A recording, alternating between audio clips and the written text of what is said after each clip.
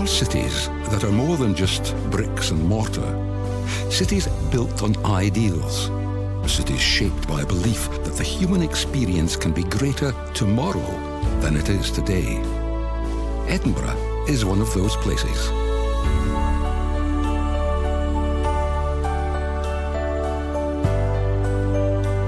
Graced with over 4,500 heritage-listed buildings, the Scottish capital is one of the world's most beautiful cities.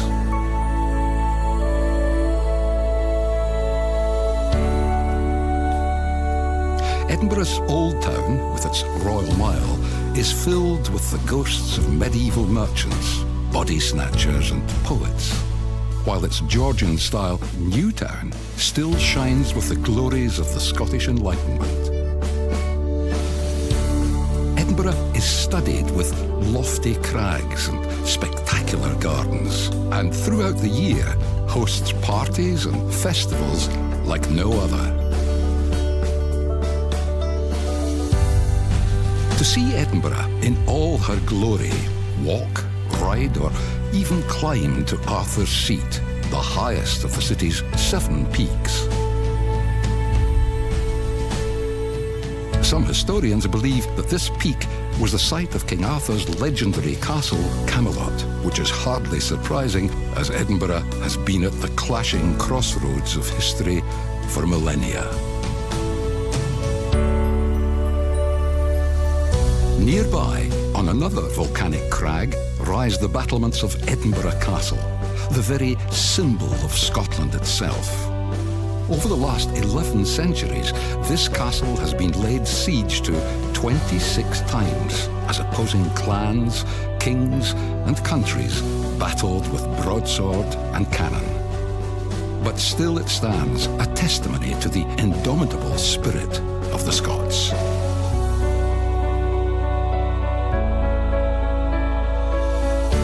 Edinburgh has a special place in the hearts of today's monarchy. The last of a long line of royal yachts, Her Majesty's yacht Britannia sailed over 1 million miles before she was decommissioned in 1997. Today, she's permanently moored at Ocean Terminal, a symbol of the royal family's affection for Scotland and the people of Edinburgh. Edinburgh has been the jewel in the crown of chieftains and royals for centuries. But it's also a place where old-world chivalry continues today.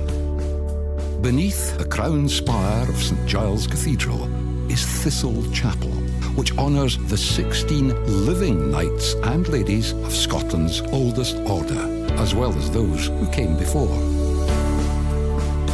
It's not just the brave and chivalrous who are celebrated in Edinburgh. This is a city that has given the world some of its best-loved writers and stories.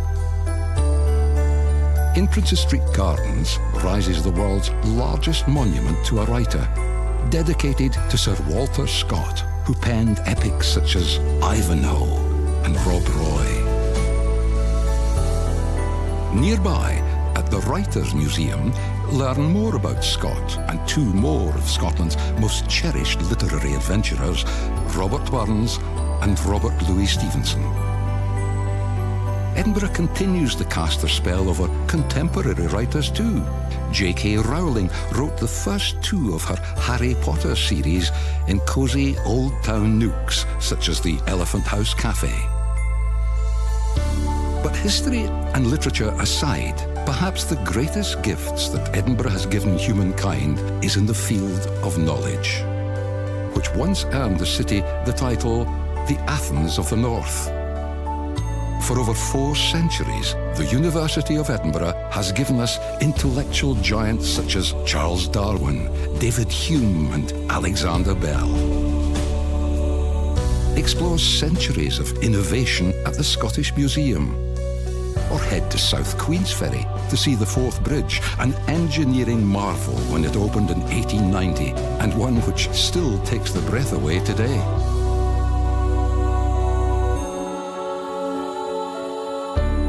Knowledge and beauty go hand in hand at the Royal Botanic Gardens too. Established in 1670, this is one of the world's oldest and most important centres of botanical science. Yet it's a place which invites even the most harried heart to slow down and swoon.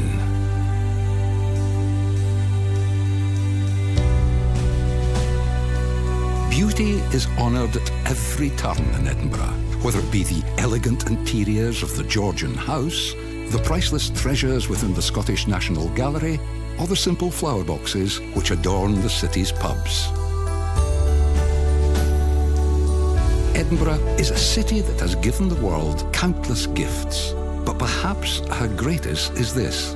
She shows us that all parts of the human experience, the sciences and the arts, the past and the present, the sacred and the light-hearted, all have equal value. And that when brought together, these things can create a beauty, a state of mind, a city like no other.